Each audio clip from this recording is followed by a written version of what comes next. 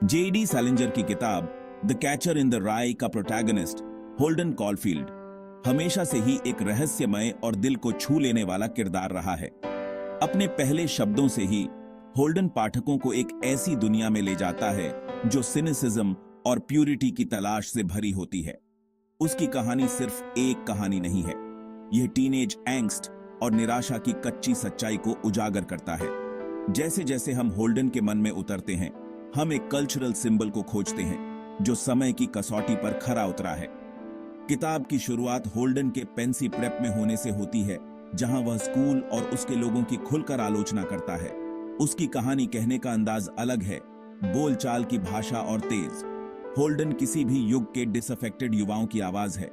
Holding के दिमाग को जानना एक लैबिरिंथ में चलने जैसा है। वयस्क दुनिया की बनावट के प्रति उसकी घृणा साफ दिखती है। इस बाहरी आवरण के नीचे एक गहरी वल्नरेबिलिटी और कुछ वास्तविक की तलाश है। जब तक हम किताब के अंत में होल्डन को छोड़ते हैं, तब तक हम एक ऐसी गहरी कथात्मक आवाज को अलविदा कह रहे होते हैं। होल्डन सिर्फ सैलिंजर की दुनिया का हिस्सा नहीं है, वह हमारी दुनिया का भी हिस्सा बन गया है। होल्डन की कहानी पेंसी प्रेप से शुरू होती है, जहां वह एक आउटसाइडर के रूप में खड़ा है जो शैक्षणिक और सामाजिक जीवन की संरचनाओं से मोहभंग हो चुका है। उसका एक्सपल्शन घटनाओं की एक श्रृंखला शुरू करता है जो उसे न्यूयॉर्क सिटी ले जाती है, और 3 दिन की यात्रा शुरू होती है जो उपन्यास के मूल को सामने लाती है। ये दिन न केवल एक फिजिकल जर्नी है, बल्कि उसके अपने मान साइकी की गहराई में एक टुमल्चुअस डुबकी है जो आइसोलेशन, बिलोंगिंग और बचपन की मासूमियत से वयस्क सिनिसिज्म तक के दर्दनाक संक्रमण के विषयों की पड़ताल करती है। जैसे ही होल्डन पेंसी छोड़ता है, न्यूयॉर्क सिटी के माध्यम से उसकी यात्रा उसकी आंतरिक स्थिति के एक मेटाफोरिकल रोड मैप बन जाती है। वह जिस भी स्थान पर जाता है, म्यूजियम ऑफ नेचुरल हिस्ट्री से लेकर सेंट्रल पार्क तक, उसके आत्मनिरीक्षण और मुलाकातों की पृष्ठभूमि का काम करता है। ये सेटिंग्स केवल भौतिक स्थान नहीं हैं, बल्कि भावनात्मक परिदृश्य हैं जिन्हें होल्डन नेविगेट करता है। लगातार एक ऐसे कनेक्शन की तलाश में रहता है जो उसे लगातार छूट जाता है। होल्डन का व्यवहार इंटेंस स्क्रूटनी और उसके बाद वापसी के पैटर्न से चिह्नित है, चाहे वह पूर्व शिक्षकों, नन्स या बार में अजनबियों से निपट रहा हो। हर मुलाकात उसके अलग होने की गहरी भावना और अपनी आंतरिक दुनिया को अपने ऊपर रखी गई बाहरी अपेक्षाओं के साथ मिलाने में उसकी अक्षमता को प्रकट करती है। ये मुलाकातें केवल प्लॉट पॉइंट्स नहीं हैं, बल्कि महत्वपूर्ण क्षण हैं जो उसकी यात्रा को आंतरिक और बाहरी दोनों तरह से परिभाषित करते हैं। होल्डन के एस्केपेड का क्लाइमैक्स उसकी बहन फीबी के साथ उसकी बातचीत में होता है, जो वास्तविक स्नेह और चिंता की किरण के रूप में खड़ी होती है। फीबी के माध्यम से ही होल्डन जीवन में अपनी भूमिका और इच्छाओं के बारे में स्पष्टता के एक क्षण का अनुभव करता है, जो द कैचर इन द राई होने की उसकी कल्पना में एनकैप्सुलेटेड है, जो मासूमियत का रक्षक है। यह पॉइंट क्षण भावनात्मक और कथात्मक छापों का एक कन्वर्जेंस लाता है, जो होल्डन के लिए रेजोल्यूशन का एक बिटर स्वीट रूप प्रदान करता है, भले ही वह अर्थ की अपनी व्यापक खोज में अड्रिफ्ट रहता है। द कैचर इन द राई एलियनेशन और किशोरावस्था से जुड़ी चुनौतियों के विषयों का एक गहन अन्वेषण है। होल्डन की यात्रा सार्वभौमिक किशोर अनुभव का प्रतीक है, जिसकी विशेषता मिसअंडरस्टूड और समाज से अलग थलग होने की तीव्र भावना है। वयस्क दुनिया में फोनीनेस की उसकी निरंतर आलोचना बड़े होने और अपनी मासूमियत खोने के डर के खिलाफ एक डिफेंस मैकेनिज्म का काम करती है। एलियनेशन का विषय होल्डन की सार्थक रिश्ते बनाए रखने में असमर्थता के माध्यम से और अधिक खोजा गया है। उसकी बातचीत सुपरफिशियल है और वह अक्सर अपने सिनिसिज्म और अविश्वास के कारण वास्तविक संबंध बनाने के अपने अवसरों को सैबोटाजेस करता है। यह आवर्ती पैटर्न उसके संघर्ष की गहरी परतों को उजागर करता है, क्योंकि वह अंतरंगता की इच्छा और साथ ही साथ इसके डर से जूझता है।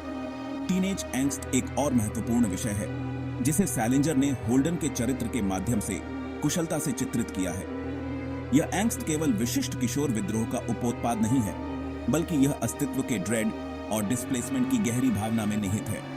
सामाजिक मानदंडों पर होल्डन की निरंतर क्वेश्चनिंग और उसका इंट्रोस्पेक्टिव स्वभाव एग्जिस्टेंशियल क्राइसिस को दर्शाता है, जिसका सामना कई किशोर करते हैं, क्योंकि वे बचपन और वयस्कता के बीच के अस्पष्ट पानी को नेविगेट करते हैं। इसके अलावा उपन्यास में किशोरावस्था का चित्रण एक डिमेंशनल नहीं है।